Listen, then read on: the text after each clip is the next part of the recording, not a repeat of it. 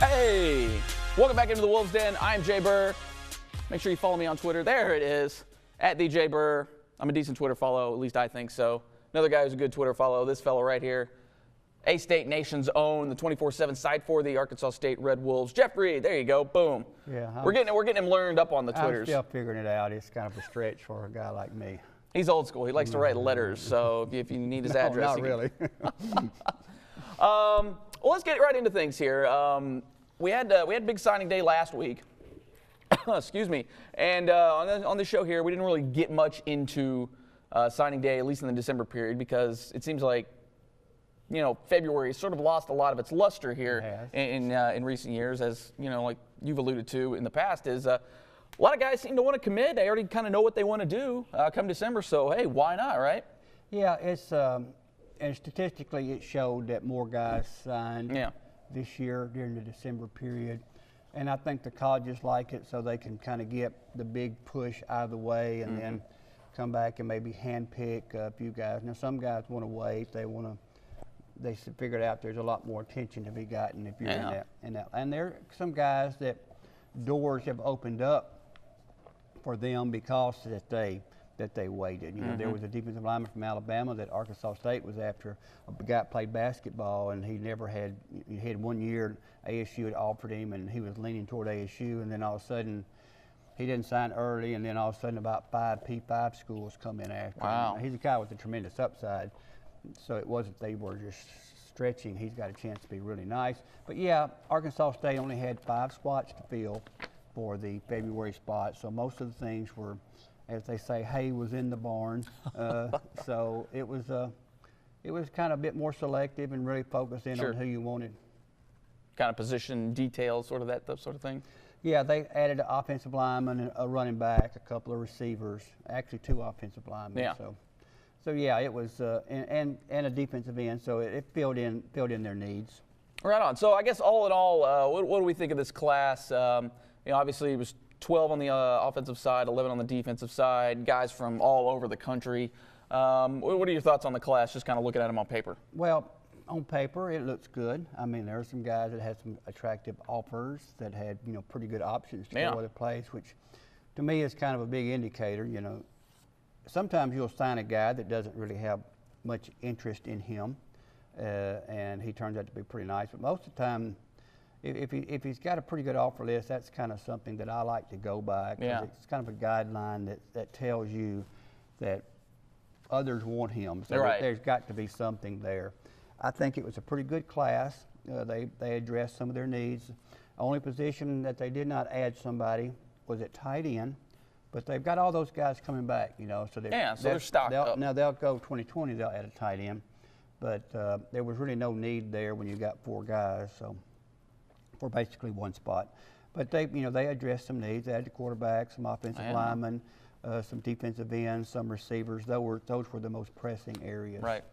All right, and obviously, you know, I know Blake talks a lot about the numbers of things, and maybe you can quickly sort of talk about, you know, what is it that they're always talking about having to play catch up with the numbers, and I know that's been sort of a big thing in the past couple years there that the people want to seem to point at as maybe a shortcoming of this team. Well, what happened is NCAA allows you to have 85 guys on scholarship. Okay. During Arkansas State, going through the 5 coaches in 5-year situation there, where you had a lot of turnover.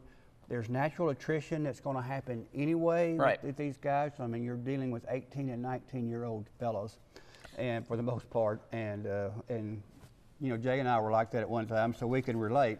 But maybe not as much as nowadays, but you know, we were there at one point. So you have some attrition, and with the changeover and the different coaches, there was probably a little more attrition than normal. So ASU under Anderson has never gotten to that full 85 slot. Right. Now they've gotten close because they've given scholarships to walk-ons, but they never really have had a true 85 recruited players on campus. Okay. Now they're getting closer, and they're inching up. It's incremental, but that's what they mean by playing catch-up. They haven't quite gotten a full roster of 85 guys who they felt like scholarship worthy coming out of high school or junior college. Okay, so there you have it here. And also, too, a lot of people will notice on this roster of signing class, you're going to notice a couple familiar names, and part of the reason you might recognize those names is they were all conference players this past year. Jerry Jacobs, Forrest Merrill, a couple of those guys that really stood out this past season. So I guess, Jeff, what on earth, how on earth, because, you know, Anderson and company, they're the kings of this counting ahead and maneuvering, and then you got the gray shirts and the blue shirts and all the other shirts here. Kind of, how are we able to pull this off? I think George Bush referred to it as fuzzy math or something That's some fuzzy math if I ever saw it. What you have is you can blue shirt a guy. Now, blue shirt as a term is you bring him in and he's part of the team, but he does not count as far of a recruiting class to your next year. Jerry and Forrest were part of this recruiting class. They were also probably two of the stars of this recruiting class. When you consider that both of them were all conference players. Jerry Jacobs is probably easily one of the top three, and maybe not the best cover corner absolutely in the conference. And Forrest Merrill is just an incredible defensive lineman. Some friends of mine, they kind of refer to him as the Viking because his college mascot was the Norseman. And he's got this red hair and the big beard, and he's got arms the size of most people's waist. I mean, he's a big fella. He's a dude, and he can play. So now blue shirt, a little bit more. You cannot bring anybody in on an official visit, but what you can do is, if they're more local, you can bring them in on an unofficial, and they get acclimated to the situation and see, hey, is it you want to do it? So it's a way to kind of catch up and not be quite as shorthanded with your roster. Okay, so there you have it. Blue shirts in a nutshell from ASU Jeff Reed here. All right, a couple of guys we want to highlight in this class. Quarterback, obviously the big sexy position in football. Colton Clack, almost an Arkansan. He's from the Texas side of Texarkana. So we'll maybe give him the benefit of the doubt here. But big kid, had some pretty good weight on him from some of the highlights that I've seen. Big arm, very Justice Hansen-like with that fade as well. What did you think about Colton?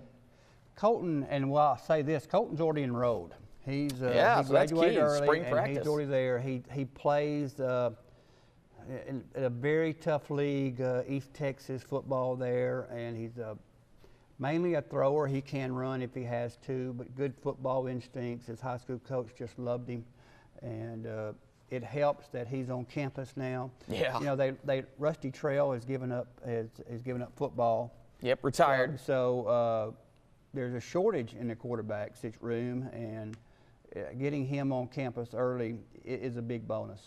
Absolutely here. And I guess, you know, what is this going to do for him kind of going forward? I mean, obviously, we all assume that, you know, maybe he's not going to compete for the job this next coming season, obviously, unless he just completely lights it up. But, you know, what does this little bit of spring practice, actually getting into a collegiate weight training program, especially with some of the guys that they have in the strength and conditioning program there at Arkansas State, what does that really going to do to elevate a guy, especially in early enrollment? I think it accelerates everything. Sure. You get acclimated to college life, to playing with guys who are bigger, faster, stronger, and it's no longer a situation where you might have been the best guy on the field. Now everybody is just as good as you are. Yeah. So you get used to it, and there's going to be some changes with ASU with Keith Heckendorf coming in as the OC. So there's more.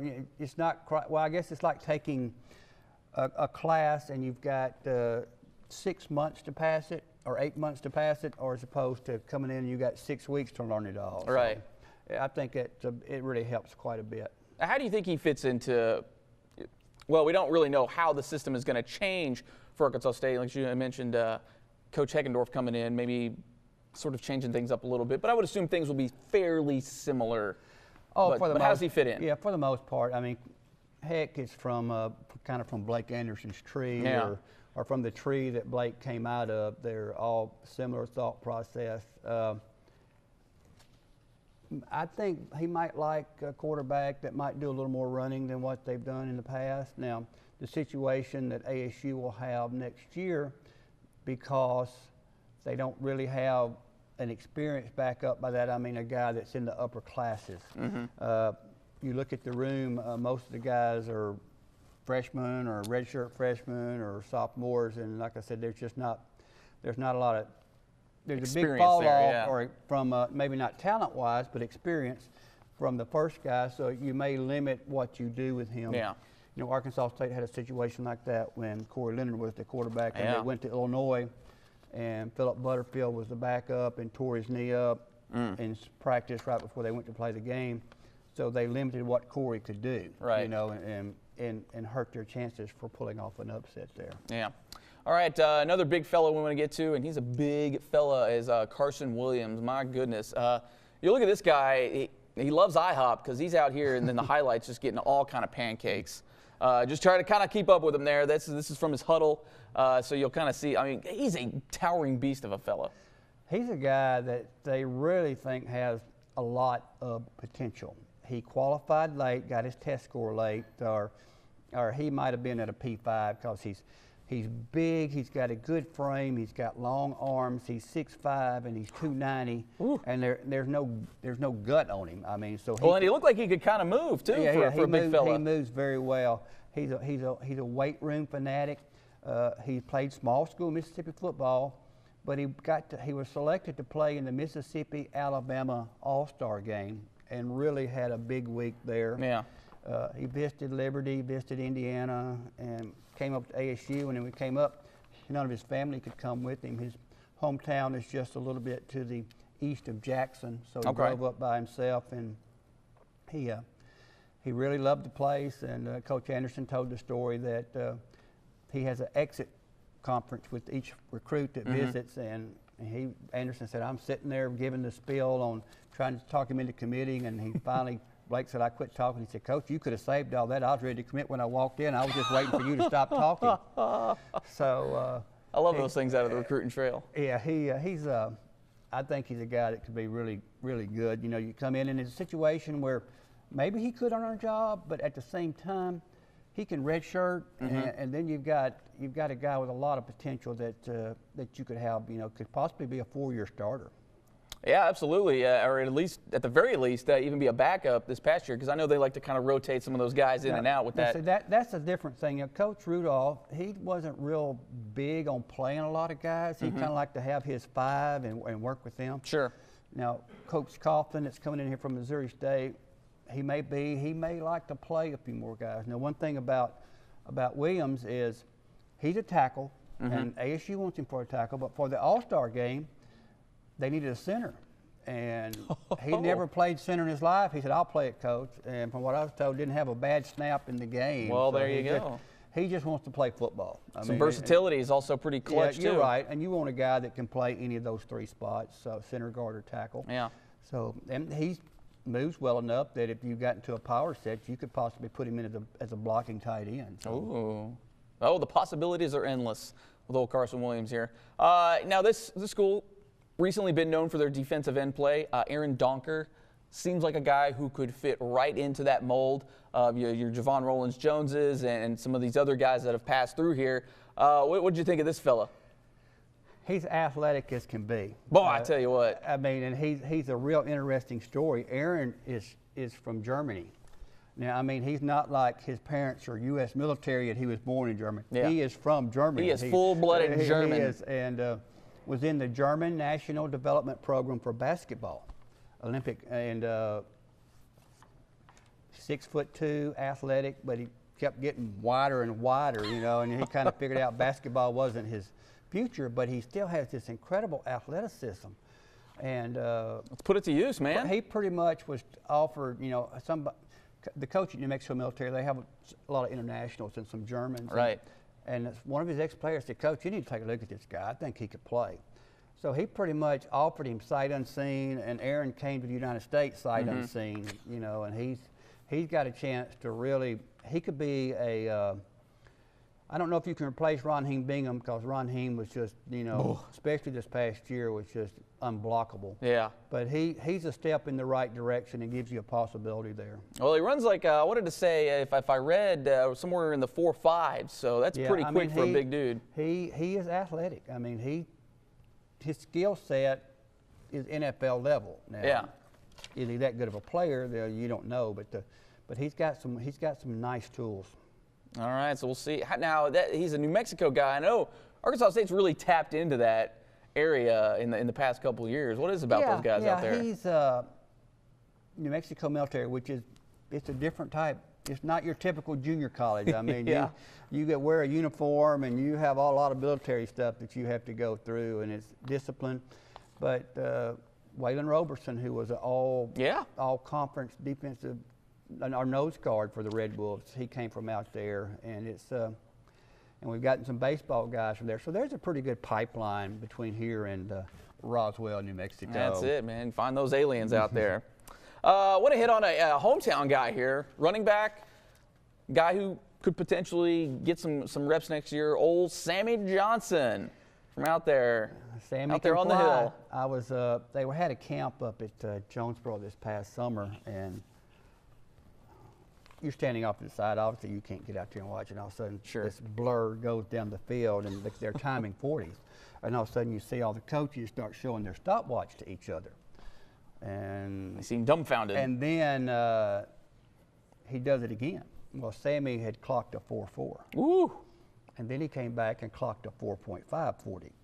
So that, and Sammy's a good guy. I mean, he's just, and he played on a team that didn't have a whole lot of offensive weapons. So when you played the Rockets, you knew what was going on. Where's number one? Yeah. Because he's going to be the cat that's going to get the ball. Yeah. And even with that, he was a 4,000-yard rusher, and his coach told me, you know, his offensive line was not as good his past 2 years, and that cut down his production. But he still, and he was, you know, he was a marked man. Oh, yeah. Playing in a league that's pretty good, the highest level of football in the state, but he. Now, there you go. You just see him leaving, fellas. Yeah, there's no substitute for his speed, and he's got, if you watch his tape, he's got pretty good instincts. Now, he's a guy that can catch the ball. He could possibly be a slot receiver. Ooh. He could be a safety. You know, you don't know if he has the defensive mentality or not, but he's a guy that he's got options. He can do a lot of things. Might see him catch a punt or a kickoff or two, maybe. There's potential there, especially when you've got that kind of speed. And really what I've liked out of him, and having watched him a little bit this year, is just that cutting ability. I mean, he will get your head spinning real fast. He obviously has good vision. Yeah. And he sees the field very well, and he's got good hips. I mean, he can go. I mean, he's somebody that has a chance to be has a good player. I think he could play some as a freshman. I really do. Well, heck, they threw out Marcel Murray there. You know, why not a little? Yeah, he's not the same guy. Marcel's a little more powerful than he is. Yeah. But they both have those instincts, and they both have that cutting ability, and they both see the field well. So yeah. Yeah, and I think you know, he'd be a nice compliment there, because you know, obviously Arkansas State's used to rolling out a couple of running backs in some of these games, and we'll see. They'll play 2 or 3. I think they'll also have a big back in the mix too. So yeah, kind of a power guy. We'll see what happens. Like I said, there's some questions as to how this team will look next August because of the changes in the coaching staff and different philosophies. And Blake has pretty much handed over the offense to Coach Heck, and we'll see what goes on there. Can't wait. It's always nice to think about it. What can they do with some of these new toys that they've got here? So those are a couple guys we really want to highlight there in this one. All right, let's switch gears here. Let's get into hoops. This past week, both teams taking on the Alabama twosome. The men struggled a little bit. Been struggling a little bit, unfortunately for them. They play hard, but boy, oh boy, do they have a tendency to just – they're a streaky team. They tend to get in some of these droughts, but then there's also times where, you know, a lot of times we've seen it, and we've said it a few times this year, where they're down a bunch and you think, oh, man, game's over, and then, boom, all of a sudden they're right back in it. They play hard. They play defense. Yeah.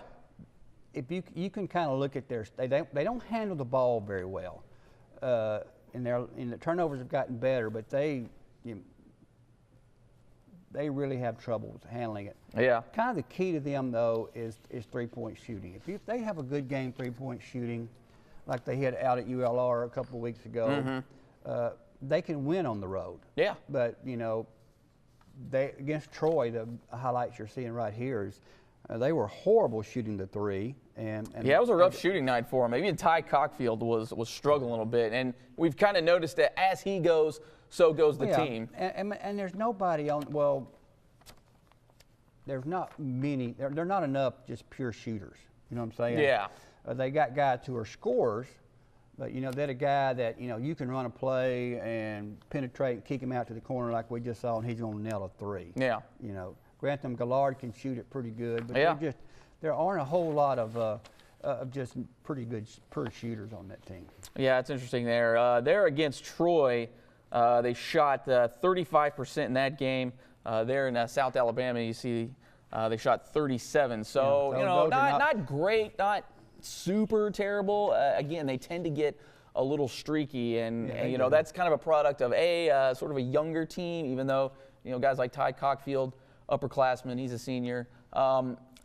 Here's something I've noticed. It tends to be a lot of when they kind of get into some of these droughts, and especially if Ty's just not feeling it, they still kind of depend on him to sort of be that spark. Well, Ty was coming off the flu. He hadn't even practiced before they played South Alabama on Thursday, and then obviously that drains you quite a bit. Yeah. And then they had to turn around 2 days later and play at Troy, which didn't help. But yeah, if Ty has a big night, there's a very good chance that the team's going to be in the running. Yeah. A couple other things here. Rebounds were pretty even in both games. That was something that's they rebounded well, and they're really good offensive rebounding. Yeah, they are. At one time, they were the best, and they may still be.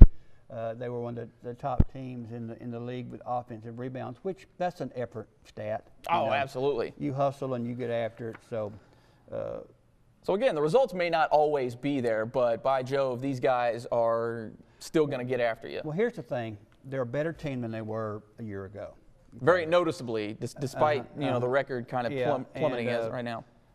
So I think that they got a chance. They're going to add some more pieces, coming up here, and I know one of those guys is a kid from South Florida that is a shooter.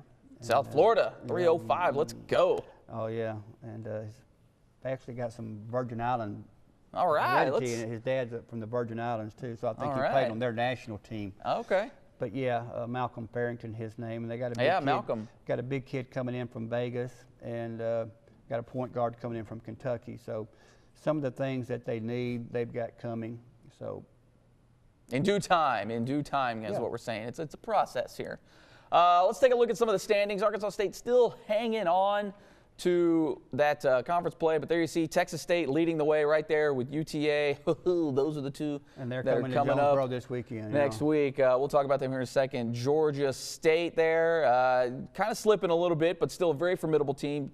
Coastal Carolina, though, they have been on fire. I want to say they're on a 5-game winning streak right now. And then you see Georgia Southern rounding out the top 5. Your middle of the pack here looking like this. Monroe. The two Alabamas there you see, well, that's Louisiana Lafayette. And then Troy, Arkansas State holding on barely to that last conference tournament spot. Little Rock also in the mix there, having dug themselves out of the hole a bit. And then App State bringing up the rear there. So, there you have it. Do we think this team can get in? It's going to be tough this week. Yeah. Can almost probably pencil in 2 losses. It's going to be tough. Well, I think the thing is you've got 3 games in a row coming up at home. You got the 2 Texas schools coming in, and you got ULR coming in. That'll be a huge game now. There. So obviously, if you can beat ULR and you come down to a head-to-head situation, you got the tiebreaker over them. I think if they could win 2 out of 3 this week, it's not going to be easy. It really helps their chances. Yeah. They got to go to the Georgias after that, and that'll be a tough road swing. And then I think they've got the Louisianas coming in the next week. So winnable.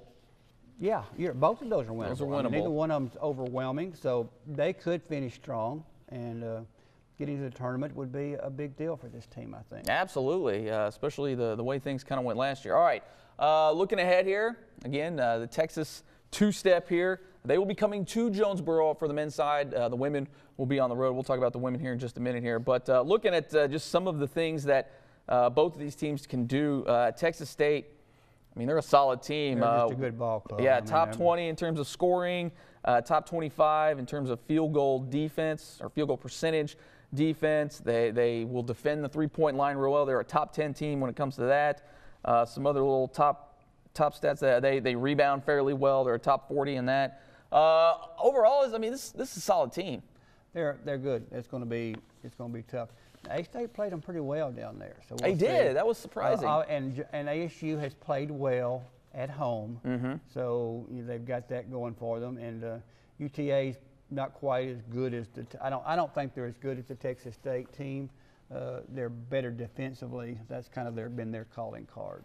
Yeah, just looking at UTA here, 3-point defense right behind Texas State. Texas State 9, UTA's 10. They will hit some free throws, so you don't want to give them free points. And that one, they're a fairly good rebounding team, about half a rebound in terms of the averages behind Texas State. But Arkansas State, another one of these teams, like they crash the boards too. So that'll be an interesting thing to watch with both these teams. Obviously, they fear the Red Wolves having a good shooting night. Yeah. If Arkansas State shoots the ball well, then they'll be in there, especially if they hit some threes. And that, to me, that's kind of been the stat that probably tells the most about what this team might do in a particular game. If they hit some threes, and I don't mean like 6 out of 40. I mean at a decent percentage. You know, yeah. You're 7 out of 20. You're shooting around 35%. Yeah. If you're hitting in the mid-30s, then you're doing pretty good. Yeah. Just for numbers' sake here, because we haven't gone over Arkansas State's here in a little bit. There are some things that they do well. The rebounding, like we've alluded to, they're a top 40 team in terms of that. Free throws made, they're top 30 in terms of just total free throws made. They get to the line an awful lot, and we see a lot of that with some of their athleticism that they tend to use. That's what they do. They drive to the hoop. Yeah. You know, even Ty Cockfield, that's somewhere between 5'8" and 5'10", he does not shy away from going inside. Not at all. Obviously, a lot of fans complain about free throw differential. Well, obviously, if you're going to sit outside and shoot threes all day, you're not going to get fouled as much as when you drive to the hole. So that's one thing that Coach Bellotto has seen with this team. We don't shoot it well, so let's go inside. Marquise Eaton, the other guard besides Ty, he drives to the hole very well. Yeah. So, and he's a good free throw shooter, and you get those guys on the line, there's a chance to get points there. Absolutely, and another stat that kind of just sort of stands out for Arkansas State, they tend to block the ball a lot. So they've got some monster guys down there. Don't really shoot the ball well, but they'll try to grab the misses and they'll prevent you from hitting your shots at a fairly decent clip. I think J.J. Matthews has a chance to be a force offensively on the inside, but with J.J. he also has a tendency to spend a lot of time on the bench because he's in foul trouble. Yeah. Now he's a sophomore, so hopefully that improves. But at the same time, he's got some offensive skills. His shooting percentage is really good. And he's hard to stop in this league one-on-one when he gets the ball down low. Especially when they get moving. All right, let's switch over to the latest side of things here. A very interesting, they've had a very similar trajectory as the men. A couple of times where they just tend to go cold, but then they get hot. Another very odd thing with them was with South Alabama. South Alabama, a very good team, one of the top scoring teams in the country on the women's side of things, and they went and swept them. South Alabama can beat everybody but ASU. It's the darndest thing. And but they do. They have South's number. It's an interesting team. There's a senior, Westbrook, who kind of is the leader, but at the same time, the best players are sophomores. Yeah. And they got a couple of good freshmen. I think there's a lot of talent on there that can have success in this league, but it's young talent. Yeah. The roster's got a lot of freshmen and sophomores. And Brian's had 2 really good recruiting classes. He has. Back to back. And one thing is when they have Morgan Wallace, who's a girl from here in Little Rock at Pulaski Academy.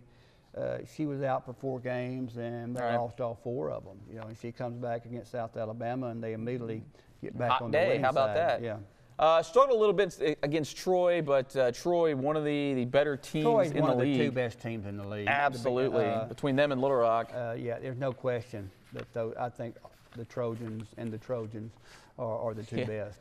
Now in that Troy game, I mean, they hung pretty well. I mean, they kind of got into a little bit of a hole, and like we've seen with the men, they tend to be able to make a game of it, but then Troy just kind of overpowered them there in the end. Maybe one of those situations where, team kind of ran out of gas. But for Troy, I mean, hung 100 on them. And in the women's game, that's getting up and down the floor.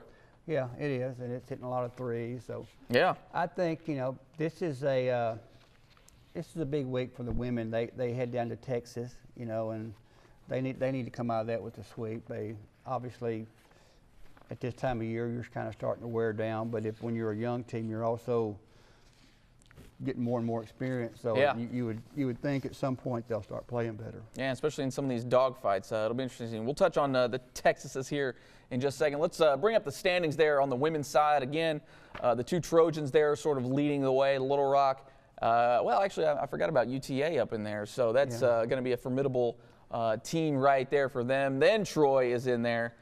Georgia State, and then App State, a little different here on the women's side for the Mountaineers. And then everybody kind of gets grouped together there. Mm-hmm. You've got South Alabama, which, you know, golly, you look at their losses there, stormed out of this thing, and then hit conference play and struggled a little bit. I think they may have scheduled wisely in the non-conference to build that record like right. that. And then you see that log jam there at 4-7, so all the way from 7-9, and then even Lafayette there at 4-8, kind of still hanging around there for that last tournament spot. And ULM, Georgia Southern, really struggling this year. So you'd have to assume, as of right now, just the way things have played out and the way things are kind of going, is you have to think that the women are in. It's just a matter of what seed are they. Yeah, and it wouldn't hurt for them to kind of get hot, you know. And, that's always nice. And make a late push here and try to improve their positioning. Yeah, I think they make the tournament. No doubt about that, but it's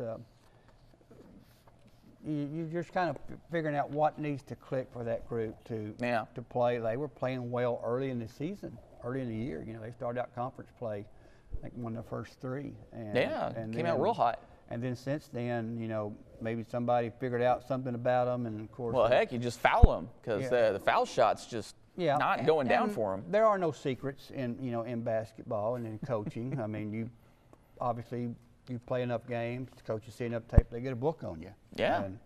And until you can prove that you can defeat your weaknesses and turn things around, then they're going to keep playing you that way. Yep, so there you go here. A couple of things you want to point out, though, here for the next Texas two-step. We mentioned Arlington, very good team. Statistically, also a very good team. Putting up a lot of points, top 52 in that regard. They shoot the ball very well, top 20 in that. They're 18th in the country.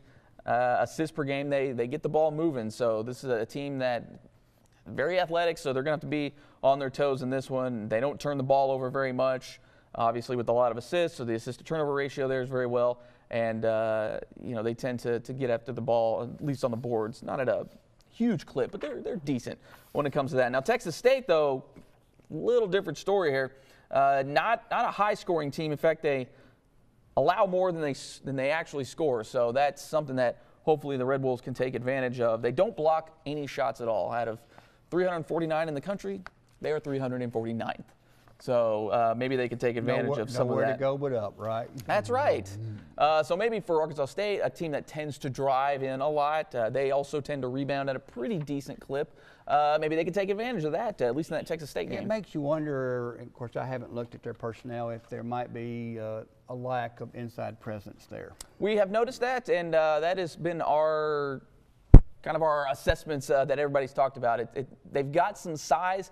It's more Hulk type of stuff and not necessarily height and sort of things, because they got some girls in there, but boy, they'll throw bows with the best of them, but in terms of the actual height, kind of lacking a little bit there. So it'll be fun watching these games this week. Just for some reference here, Arkansas State as a top 100 in terms of scoring offense, and then everything kind of drops off there defensively. They're giving up a lot of points, but again, some of these teams in the Sun Belt, boy, they score.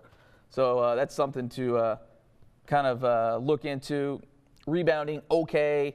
The assists are kind of on the bottom end of things. So not a lot going right. But like you've alluded to, there's a lot of inexperience, a lot of younger gals out there getting their ball on. But they play hard too. They do, and we'll see what happens. The schedule, I think, maybe breaks a little better for them coming down the stretch here. Yep, so hopefully they can get a couple wins, secure for sure one of those spots in there, at least on both sides there. So make sure you guys check that out. Get on up there. Again, the men are at home, women on the road, ESPN Plus, so you can all check all the girls out and make sure you keep up with that there. Woo! Signing day is finally here and gone. You taking a vacation finally? No. We're working on 2020. Man's always working here. Plus, we got to get ready for spring ball, so there's always that to look forward to. All right, for ASU, Jeff Reed, where can the people find you? Well, ASU Jeff Reed is my Twitter. We also have A-State Nation on Twitter, which is probably where I do most of my tweeting. And then astatenation.com is our 247 website. We have a pay side and a free side. Like I said, the pay side's where we keep our inside stuff that we share with Jay on occasion. But on occasion, they help me out. But yeah, come see us. Absolutely, a lot of good chatter on there. Lots of interesting chatter for sure in the on the message boards and all that good stuff here. All right, so for Jeff Reed, I am Jay Burr. Make sure you follow me at @DJBurr. Fox16.com is where you can find us all the time. We will have another Wolves Den coming up for you guys next week. Till then.